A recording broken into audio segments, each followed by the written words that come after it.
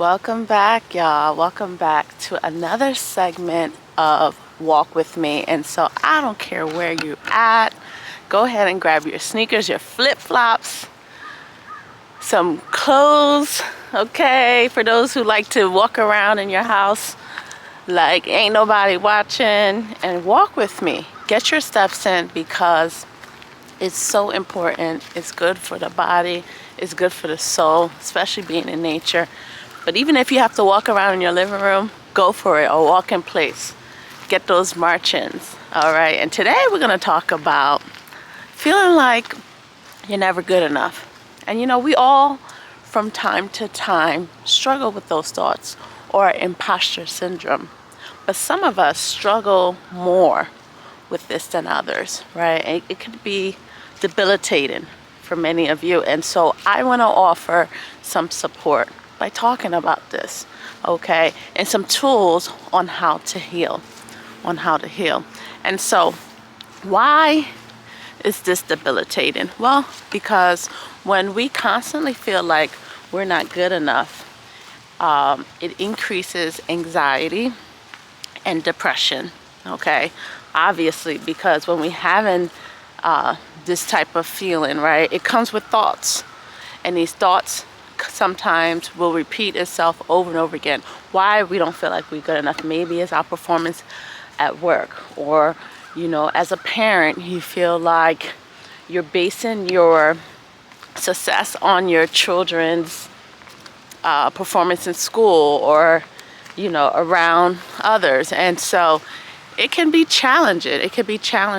And sadly, we live in an age of social media where we're constantly comparing ourselves to others, okay? And, you know, I had to take a step back in about, I wouldn't say at the end of October. I just shut down all my social media. I deactivated my Facebook, my Instagram, just for a little bit for that reason, and I never turned back. And the reason why I never turned back is because I felt so much better. And so I don't know how long this is going to last.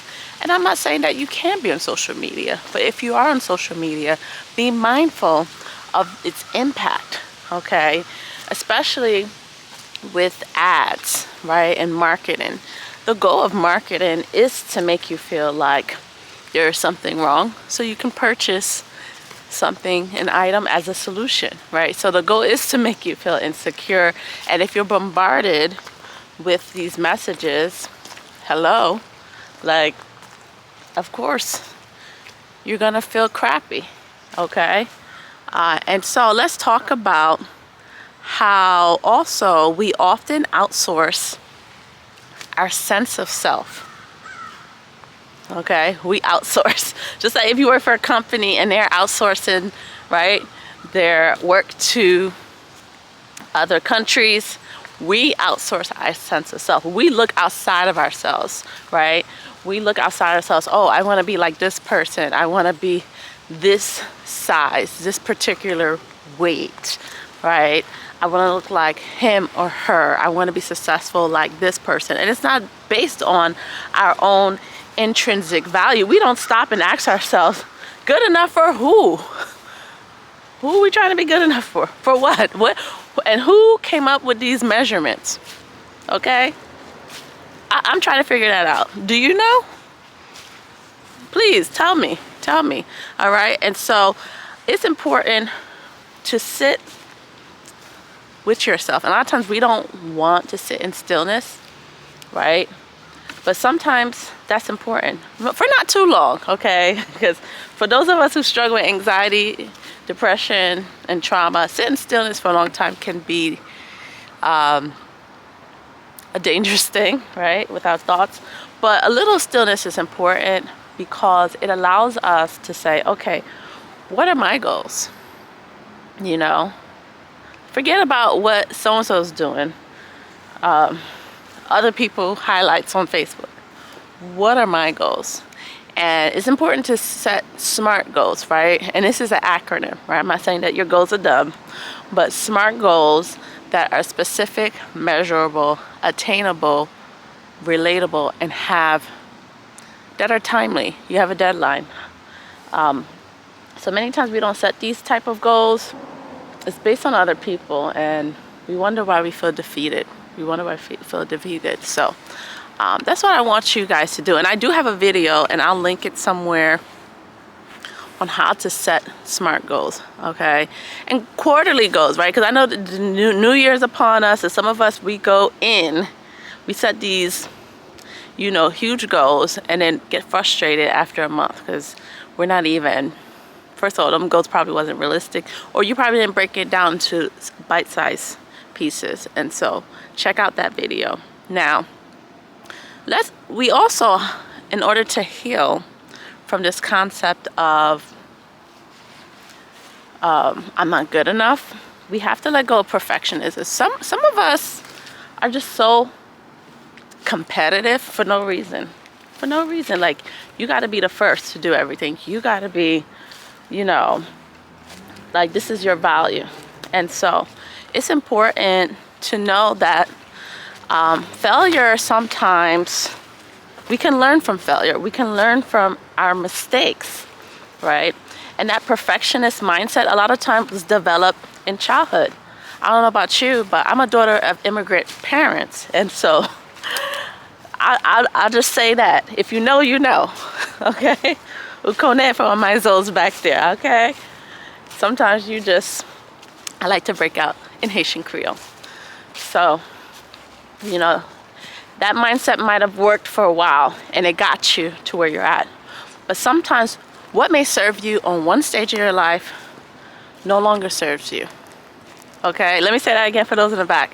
What may have served you in your childhood for one stage of your life may be debilitating at another stage. So you have to ask yourself, when am I going to stop the madness?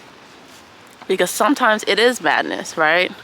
And let go and be this new person. And sometimes we can't even envision that. It just seems so out of reach. Okay? And so consider that. All right? And you know, I don't know about you, I'd rather be a good enough parent than a perfect parent. Now, it took me a while to get here, all right?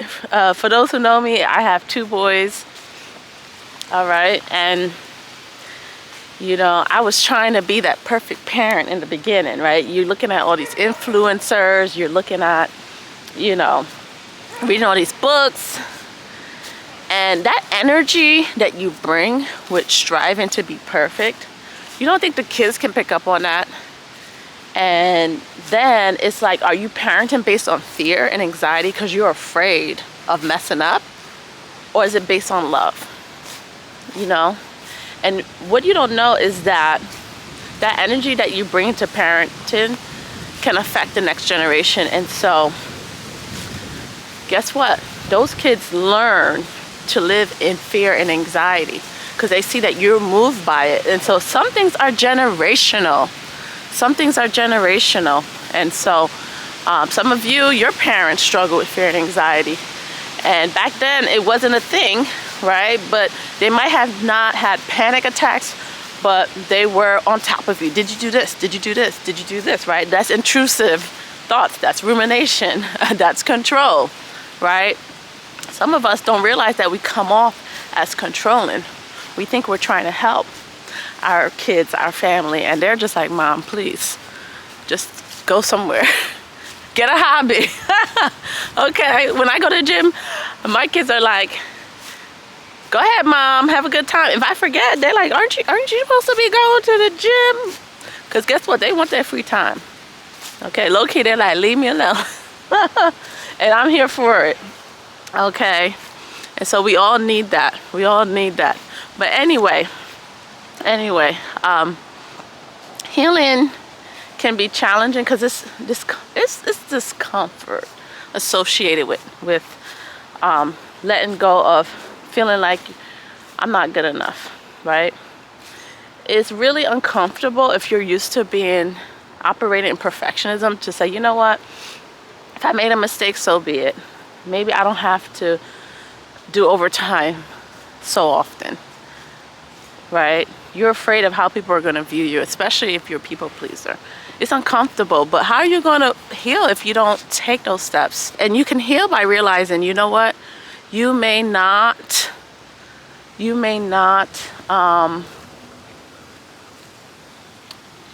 what's the word I'm trying to say? You may have to give yourself a different, reparent yourself, okay? That's what I'm trying to say. It's early, y'all. Forgive me. You may have to reparent yourself, because some of us are repeating words that our parents have said. We internalize it and boom. We don't need them to be our worst critic, because now we are, okay? And so reparent yourself and challenge your thoughts. Wait a minute, because some of us, the way we talk to ourselves, if somebody else was to talk to us that way, we would curse them out straight up, okay? But it's okay for us to talk to ourselves like that. Make it make sense, okay? Make it make sense. And then if that's you, you know, stop the madness. And remember, like, no one can make you feel insignificant or low without your consent, without your permission. No one can, at the end of the day. You know, maybe in childhood you didn't have a choice, but now you do. You can hold on to that integrity, all right? And there's a quote that I love, okay? This one is real, guys, okay? There's a quote that I love, and I want to read it to you guys, because sometimes I think the reason why we don't want to let go of this mindset that I'm not good enough is because we don't know who we are going to be if we really tap into the greatness that we have inside of us. I think some of us are afraid to fail. If I really try, you're probably thinking, Jenny, if I really try to let go of perfectionism, if I really try to challenge these thoughts, who am I gonna be? Like, you're so used to being this way, and it's like you can't envision yourself. If we could be really honest, being someone else. And some of us, we gain sympathy this way. People are there to support us because they know that these are our struggles. Will I still have these friends? Will I still get the sympathy and support if I become the stronger person? Yes, yes, yes, of course. Of course. And so this quote that I want to read is by Marianne Williamson, okay? And she says, our deepest fear is not that we are inadequate, but we are powerful beyond measure. It is our light, not our darkness, that frightens us. We ask ourselves, who am I to be brilliant? Who are you not to be? You are a child of God. Did you hear that? You are a child of God. And your playing small does not serve the world, okay? As I say, period, okay? As the Gen Z says, period. Your playing small does not serve the world. And so I want you to ponder that. And I want you to comment on what you're going to take away, okay? And if you reach to the end, that really supports me.